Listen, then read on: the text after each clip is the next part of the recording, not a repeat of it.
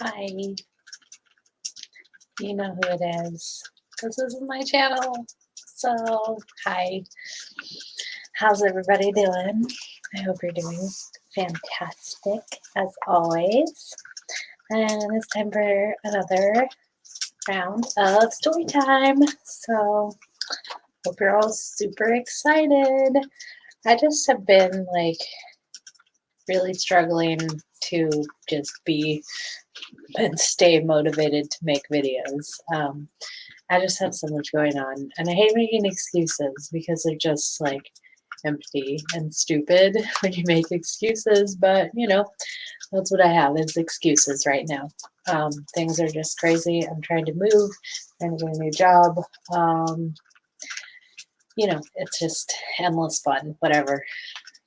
Who cares? It doesn't matter. Um, But we're going to have story time tonight, so you can be excited for that.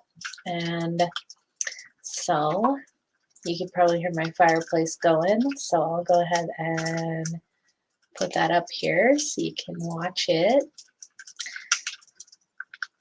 Man, I'm just like so tired right now. I just ate a bunch of salmon and green beans. It was super good, but I'm just like so tired now. Okay, there we go. Got our fireplace going. This is a really nice one. I like these big, like, tines in the fireplace. I don't even know what they are. Whatever. They just look like big branches. They're cool. But I hope you enjoy Chapter 8, The Fight at the Lamppost. Ho, Empress, Empress, are you? We'll see about that, said a voice. Then another voice said, 3 cheers for the Empress of Colney Hatch. And quite a number joined in. A flush of color came into the witch's face, and she bowed ever so slightly. But the cheers died away into roars of laughter as she saw that they had only been making fun of her. A change came over her expression, and she changed the knife to her left hand. Then, without warning, she did a thing that was dreadful to see. Lightly, easily, as if it were the most ordinary thing in the world, she stretched up her right arm and wrenched off one of the crossbars of the lamppost. If she had lost the magical powers in our world, she had not lost her strength. She could break an iron bar as if it were a stick of barley sugar. She tossed her new weapon up in the air, caught it again, brandished it, and urged the horse forward.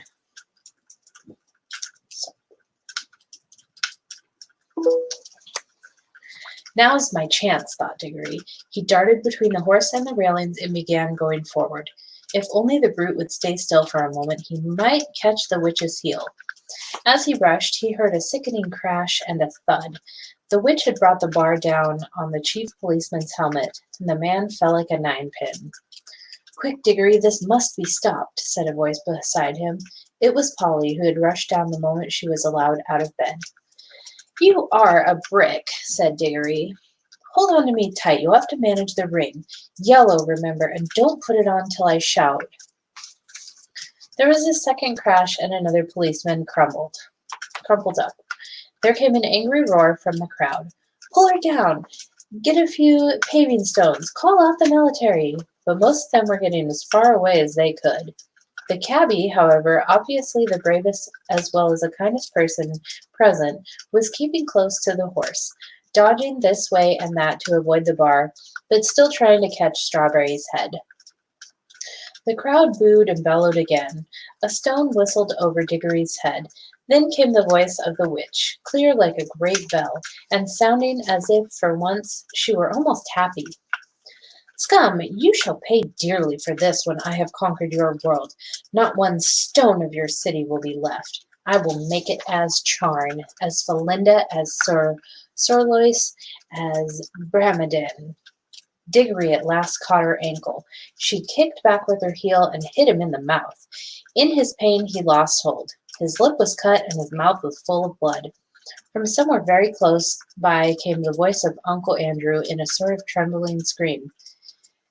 Madame, my dear young lady, for heaven's sake, compose yourself. Diggory made a second grab at her heel and was again shaken off. More men were knocked down by the iron bar.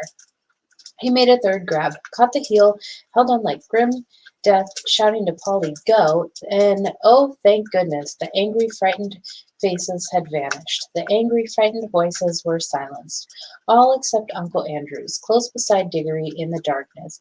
It was wailing on. Oh, oh, is this delirium? Is it the end? I can't bear it. It's not fair. I never meant to be a magician. It's all a misunderstanding. It's all my god's mother's fault. I must protest against this, in my state of health, to a very old Dorsetshire family. Bother, thought Diggory. We didn't want to bring him along. My hat, what a picnic. Are you there, Polly? Yes, I'm here. Don't keep on shoving. I'm not, began Diggory, but before he could see anything more, their heads came out into the warm green sunshine of the wood, and as they stepped out of the pool, Polly cried out, "Oh, look, we've brought the old horse with us, and Mr. Ketterly, and the cabby. This is a pretty kettle of fish." As soon as the witch saw that she was once more in the wood, she turned pale and bent down to her till her face touched the mane of the horse. You could see she felt deadly sick. Uncle Andrew was shivering, but Strawberry, the horse, shook his head, gave a cheerful whinny, and seemed to feel better. He became quiet for the first time since Diggory had seen him. His ears, which had been laid flat back on his skull, came into their proper position, and the fire went out of his eyes. "That's right, old boy," said the cabby, slapping Strawberry's neck. "That's better. Take it easy." Strawberry did the most natural thing in the world. Being very thirsty, and no wonder, he walked slowly across to the nearest pool and stepped into it to have a drink. Diggory was still holding the witch's heel, and Polly was holding Diggory's hand. One of the cabby's hands was on Strawberry, and Uncle Andrew, still very shaky, had just grabbed on the cabby's other hand. "Quick," said Polly, with a look at Diggory, "greens." So the horse never got his drink. Instead, the whole party found themselves sinking into darkness. Strawberry neighed. Uncle Andrew whimpered. Diggory said, "That was a bit of luck." There was a short pause. Then Polly said, "Oughtn't we to be nearly there now?" "We do seem to be somewhere," said Diggory. "At least I'm standing on something solid." "Why, so am I, now that I come to think of it," said Polly. "But why is it so dark? I say, do you think we got in the wrong pool?" "Perhaps this is Charn," said Diggory, "only we've got back in the middle of the night." "This is not Charn," came the witch's voice. "This is an empty world. This is nothing." And really it was uncommonly like nothing. There were no stars. It was so dark that they couldn't see one another at all, and it made no difference whether you kept your eyes shut or opened. Under their feet there was a cool, flat something that might have been earth and was certainly not grass or wood. The air was cold and dry, and there was no wind. "My doom has come upon me," said the witch in a voice of horrible calmness. "Oh, don't say that," babbled Uncle Andrew. "My dear young lady, pray don't say such things. It can't be as bad as that. Cabman, my good man, you don't happen to have a flask about you? A drop of spirits is just what I need." Now then," came the cabby's voice, a good, firm, hearty voice. "Keep cool, everyone. That's what I say. No bones broken, anyone? Good. Well, there's something to be thankful for straight away, and more than anyone could expect after falling all that way. Now, if we've fallen down some diggings, as it might be for a new station on the underground, someone will come and get us out presently, see? And if we're dead, which I don't deny it might be, well, you got to remember that worse things happen at sea, and a chap's got to die sometime, and there ain't nothing to be afraid of if a chap's led a decent life. And if you ask me, I think the best time we could do to pass the time would be to sing a hymn." And he did. He struck up at once a harvest Thanksgiving hymn all about crops being safely gathered in.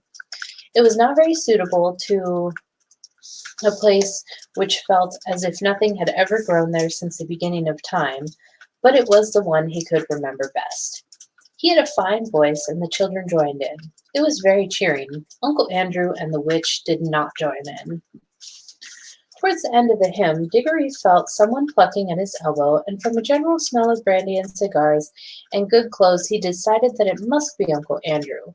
Uncle Andrew was cautiously pulling him away from the others. When they had gone a little distance, the old man put his mouth so close to Diggory's ear that it tickled, and whispered, "Now, my boy, slip on your ring. Let's be off." But the witch had very good ears. "Fool," came her voice, and she leaped off the horse. "Have you forgotten that I hear men's thoughts? Let go the boy. If you attempt treachery, I will take such vengeance upon you as never was heard of in all the world from the beginning." "And," added Diggory, "if you think I'm such a mean pig as to go off and leave Polly and the cabby and the horse in a place like this, you're well mistaken." "You are a very naughty and impertinent little boy," said Uncle Andrew. "Hush," said the cabby. They all listened. In the darkness, something was happening at last. A voice had begun to sing. It was very far away, and Diggory found it hard to decide from what direction it was coming. Sometimes it seemed to come from all directions at once. Sometimes he almost thought it was coming out of the earth beneath them. Its lower notes were deep enough to be the voice of the earth itself. There were no words, there was hardly even a tune, but it was beyond comparison the most beautiful noise he had ever heard. It was so beautiful he could hardly bear it. The horse seemed to like it too. He gave the sort of whinny a horse would give after years of being a cab horse. It found itself back in the old field where it had played as a foal, and saw someone whom it remembered and loved coming across the field to bring it a lump of sugar. "God," said the cabby, "ain't it lovely?" Then two wonders happened at the same moment. One was that the voice was suddenly joined by other voices, more voices than you could possibly count. They were in harmony with it, but far higher up the scale, cold, tingling, silvery voices. The second wonder was that the blackness overhead all at once was blazing with stars. They didn't come out gently one by one as they do on a summer evening. One moment there had been nothing but darkness, next moment 1,000 points of light leaped out, single stars, constellations, and planets, brighter and bigger than any in our world. There were no clouds. The new stars and the new voices began at exactly the same time. If you had seen and heard it, as Diggory did, you would have felt quite certain that it was the stars themselves which were singing, and that it was the first voice, the deep one, which had made them appear and made them sing. "Glory be," said the cabby. "I'd have had been a better man all my life if I'd known there were things like this."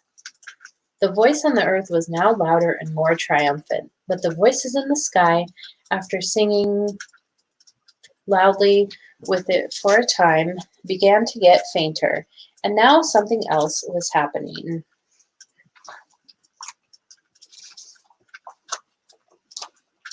Far away and down near the horizon, the sky began to turn gray.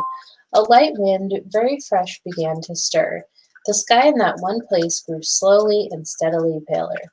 You could see shapes of hills standing up dark against it. All the time the voice went on singing.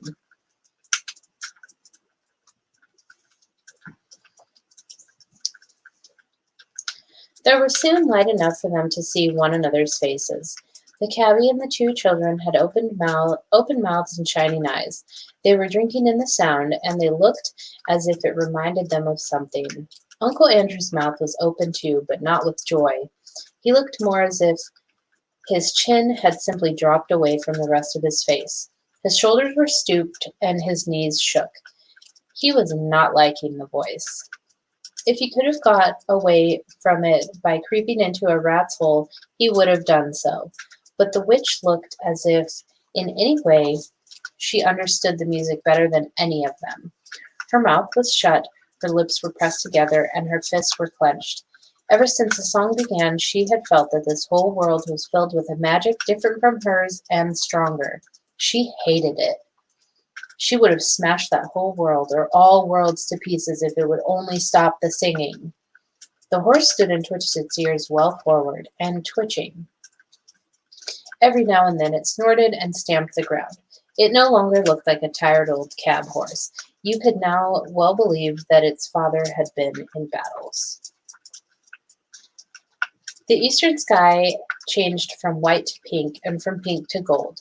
The voice rose and rose till all the air was shaking with it, and just as it swelled to the mightiest and most glorious sound it had yet produced, the sun arose.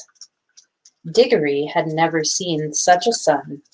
The sun above the ruins of Charn had looked older than ours. This looked younger.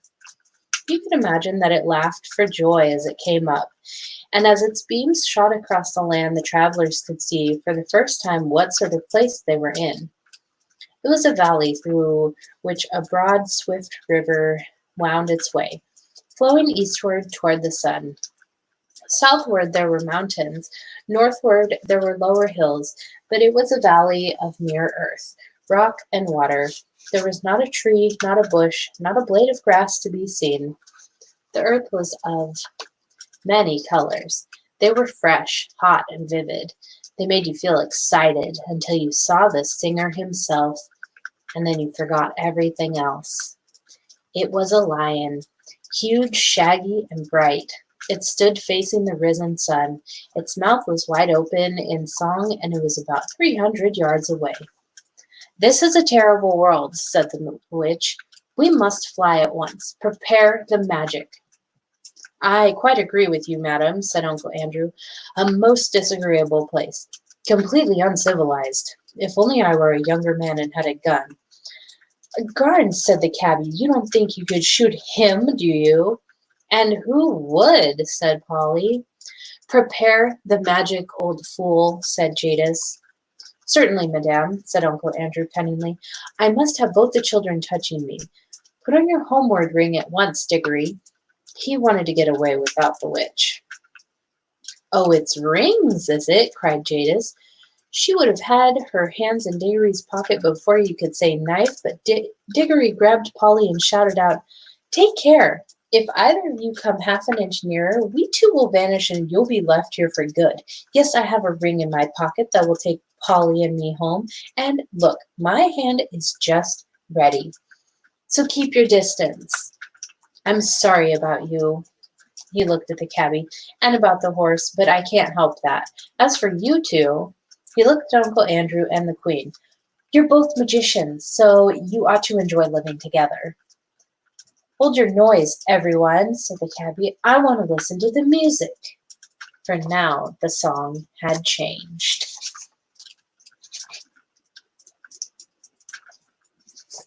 These chapters just go so quickly. So quickly.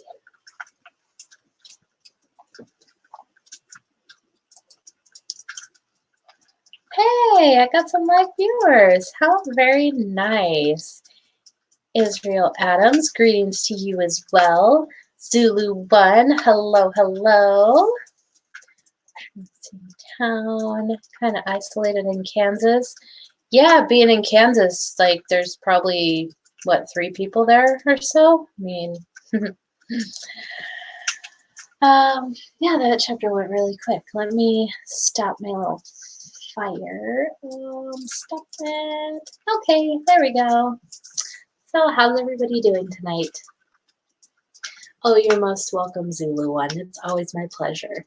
I'm really trying to, yeah, New York is probably awful with the amount of people there. Like, I'm so tired of being near Seattle, and today I was delivering in a really good area, and I don't think I saw anybody just on the street in masks, so that was really nice. That was a really nice change. But yeah, no, Seattle's just terrible. Like I'm so tired of being around around people. It's just too much. I am super ready to move out of the city and just have a big garden and yeah, just be around, chickens and goats and my kid and not all these people. But I mean, that's been true for years. I'm not a big fan of a lot of people, so it's like very, very few people am I willing to share my time with. So that's kind of a nice thing about YouTube. I can be here in my own room. This is just like a tapestry thing, so makes it look like we're in someplace fun. But I'm going to catch my 401k and buy a lifted truck and off-road camper. Yeah, that sounds awesome, Zulu one. I was looking into buying an RV because I'm looking to move outside the city, and so I've been trying to find house to rent. I really don't want to go to a new apartment, but yeah, I was thinking, well, maybe I'll buy an RV and live in that for a while, but I don't know. I just have to figure it out. There's so much thinking to do, but this weekend I managed to get my bedroom and part of my living room decluttered, and so when I do move, I'll have less stuff to move. But yeah, I'm glad that you're here. I don't know how to like notify people that I'm going live, so I just hope that people figure it out and find me when I'm live. But I appreciate that you're here. Yeah, tiny homes, tiny homes are awesome. I'm a huge fan of any house that is not in suburbia. So I would live in a tree house or a hobbit hole or a tiny home or a shipping container. What I really want is a big, awesome yurt, a permanent yurt. Those are amazing. And I've heard that they have like really good energy flow in them with the way that they're constructed, because they don't have hard right angles. It's like an octagon kind of thing. Yeah, super fan of yurts. They're freaking awesome. But yeah, I pretty much just want any house that has enough land that I can have a big garden on, and yeah, and a few animals, chickens and goats. Those are the two main ones, and some dogs and a cat. And I'm kind of weird. I really want a pet raccoon, but it would have to be like a rescue raccoon, like rescue it as a baby so that it's, not wild and crazy. But yeah, I want a raccoon for a pet really bad. I also want to one day have enough space that I can you can stealth camp if you get a van or box truck. Yeah, like if you have a little bit of ingenuity, you can make anything you want into a house. I've seen people transform like old buses into houses, or like there's all kinds of stuff you can do if you just have a little bit of imagination. I don't know what I was saying. Oh yeah, I have a dream that I want to have enough space that I can go to a animal shelter and get all the animals out of a shelter at once. Like just take all the dogs, all the cats, and especially if they've like been there for a really long time, I just like really want to save the old dogs and cats from having to die in like a stupid little pen alone and sad, whatnot. So yeah, one day I'm gonna go to the shelter and I'm gonna come home with, 20 animals or something. So good luck to whoever is dating me or living with me at that point, because you're just gonna have to accept that that's the kind of gal I am. But crazy cat dog lady. Yeah, I'm just a crazy animal lady. I love all the animals. They're wonderful. Um yeah, like the dogs that I meet on my routes, they're pretty much the best people that I meet. Always, always enjoyable. But um, yeah, I don't really have much else going on, so probably gonna get out of here. But I thank you for being here, Zulu One. It's always a pleasure. And anybody else who is currently watching this live, and yeah, lucky guy, yeah. Oh yeah. I mean, if you put up with my wild emotions, then I guess you have earned the right to eat the fresh salsa that I'm gonna make from my garden. I don't know. I think I can be pretty difficult to live with and date, but I don't know. Men seem to enjoy it for whatever reason. So, whatever. Who am I to judge? We all have our issues, but yeah, it's been fun. Dating is fun. It's a good time. But yeah, I'm gonna get out of here. I don't have much going on right now. I'm just so full from dinner. I ate salmon and green beans. I said at the beginning, but yeah, I'm just like super full. just want to sleep all the time after I eat. But I've actually made dinner, so that's a win. I don't make dinner that often, um, just because I'm so lazy when I get off work. But I've been so I set I have like probably like 40 more pounds to lose, and I've just been like really struggling with it for some reason. And so I decided to just stop thinking about the weight and stop thinking about like what my abs look like or whatever. And I just decided to um, eat foods that are really good for your hair. And so I'm like growing my hair out again.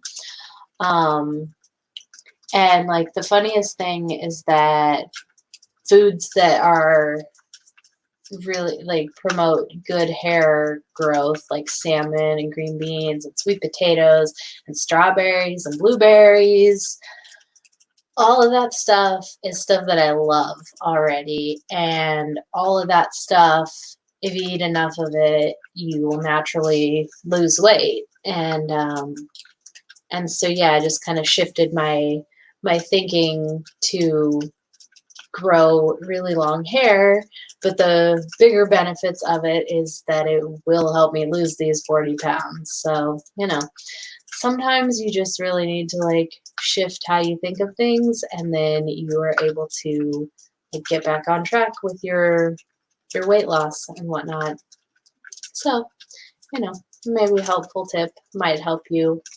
Um, I don't know. I think there's nothing but men in this chat right now. So if you don't want long hair, then that maybe is not helpful. But it will help you lose weight. So, there's that. But yeah, I made salmon and green beans, and that was super good. So yeah, I'm just kind of rambling at this point. It's just nice to have company here. And um, yeah, I've just been really trying to like have a set plan for days that I want to make videos, but yeah, I don't always know what time I get off work. And yeah, like I said earlier, I really hate to make excuses for why I don't do stuff. Like, just why do I have to explain everything? There's like life happens and you don't do stuff. But yeah, we'll try and stop like promising to do stuff that I end up not doing.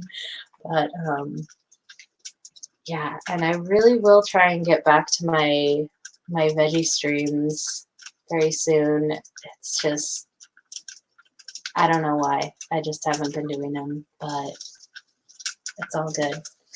It's all good. It's not a problem. We'll get there. We'll get there one day. We'll figure it out. At least we can be together for a little while, but I just really am rambling about nothing at this point. um, yeah, I'm gonna get out of here. I hope you enjoyed chapter 8. That's what we did tonight. Yeah, chapter 8. So I hope you enjoyed it. And if you haven't watched the other chapters, please do so. They're in my playlist, The Magician's Nephew, and this one will go in there once it's uploaded. But you can just hit play on chapter 1, and then it'll just play through everything. So, if you like books on tape or whatever. And yeah, I think that's about it. Tomorrow is Tuesday, so that'll be Strange World with Mark Sargent and Karen B at 7 p.m. to 9 p.m. So most likely won't be doing a stream tomorrow, but I will really try and do one Wednesday because I don't have anything I listen to then. So should be no excuses. I love you too, Zulu One. You're awesome. I'm glad that you enjoy my my story time and my endless rambling so much. It makes it worth it. But hugs to you, kisses, and I'll see you on the flat side. Bye. Love ya.